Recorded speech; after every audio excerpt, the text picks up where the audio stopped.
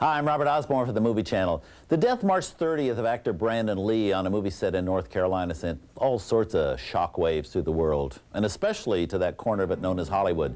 Not only because of the bizarre way it happened during the filming of a shootout scene for a movie, but also the way it ended a life at the age of 28 and the potential of a major career. Unfortunately, the tragedy also involves some basic business decisions, like what to do with the film Brandon Lee was making. Titled The Crow, it was scheduled for release by Paramount in late summer, but of course all that had to be changed. And this is not the first time a studio has been struck by the sudden death of a star during production. Back in 1937, Jean Harlow was in the midst of making a film called Saratoga with Clark Gable when she died suddenly of uremic poisoning at the age of 26. Many key scenes were still undone on the movie, and at first MGM, which was making the film, thought about scrapping the whole thing.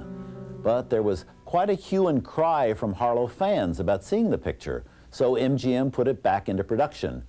Key scenes were filmed with an actress named Mary Dees doubling for Harlow, hiding behind hats and odd camera angles, and eventually Saratoga was released.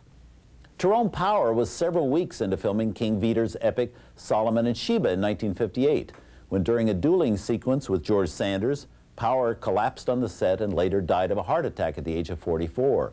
Nearly 3/4 of the film had been shot, including all of the crowd and background scenes.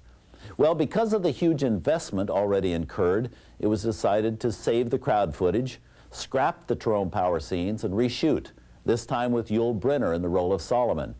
Actually, those with eagle eyes can still spot Tyrone Power in many of the long shots.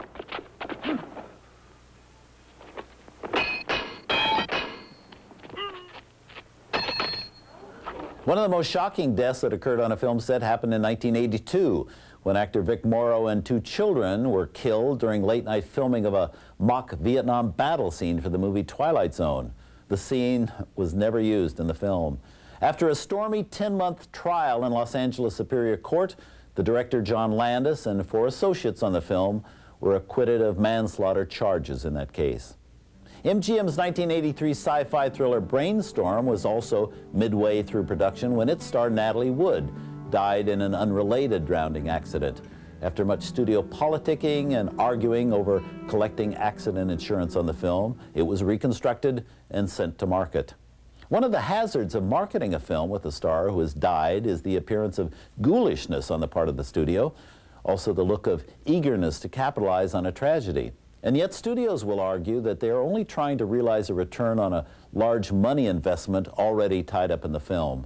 And one of the most famous of all the farewell films was the 1961 The Misfits, directed by John Huston and starring Clark Gable, Marilyn Monroe, and Montgomery Clift. It was full of calamities during production, including Marilyn's tardiness and Clift's drug and alcohol problems. It also put a severe strain on Clark Gable. He was 60 years old and doing his own stunt work, much of it very rigorous.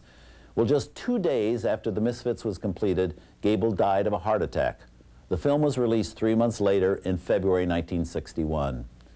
Little did anyone know at the time, but The Misfits would also be Marilyn Monroe's last film. She died in August 1962, never having completed another movie. I don't feel like discussing my wife. Oh, don't be mad.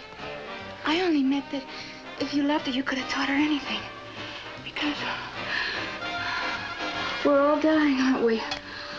All the husbands and all the wives. Every minute. We're not teaching each other what we really know, are we? Now, later this year, it's expected Paramount will release The Crow, which marks the farewell performance of Brandon Lee. How it fares at the box office is very much a question mark, but make no mistake, it has already taken its place, tragically, in the Hollywood history books. For the Movie Channel, I'm Robert Osborne.